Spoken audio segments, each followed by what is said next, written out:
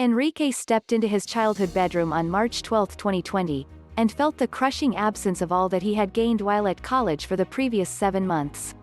The walls spoke of the nights he cried himself to sleep after he came out to his parents as a high school junior. "You're not that kind of person," they had told him. "It's probably a phase."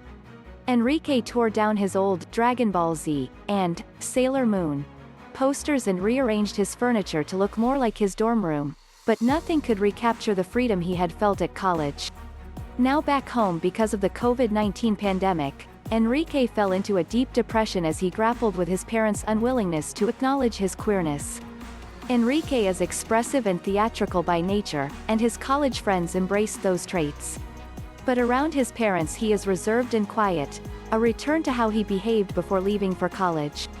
"It was like going back into the closet," said the 19-year-old, who asked to be identified by a nickname for fear of harming his relationship with his family. The forced homecoming of college students has been particularly painful for those whose families either do not know of or reject their LGBTQ identities, according to therapists, college staff and students themselves.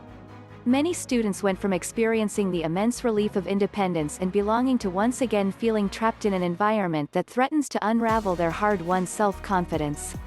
For a lot of folks, college is the first time they can be open and honest about themselves and who they are, what they like, who they like, said Sean Boileau, Behavioral Health Services Director for APLA Health, an LA-based nonprofit that provides healthcare to LGBTQ people.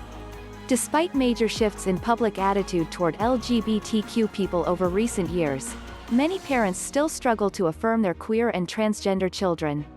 According to a nationwide survey of LGBTQ college students by University of Maryland researchers, 30% said they heard their families make negative comments about LGBTQ people more often during the pandemic, and 35% said they lied to their families about their identities more often.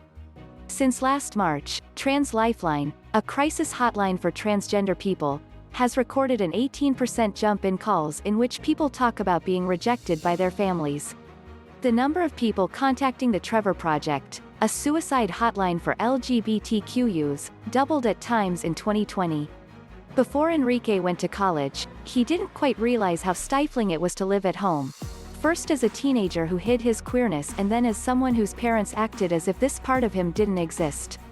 When he moved to a University of California campus in Southern California, he quickly came out to his new friends. They loved the parts of him that he feared his parents would label as flamboyance. He met a guy he liked and they dated briefly,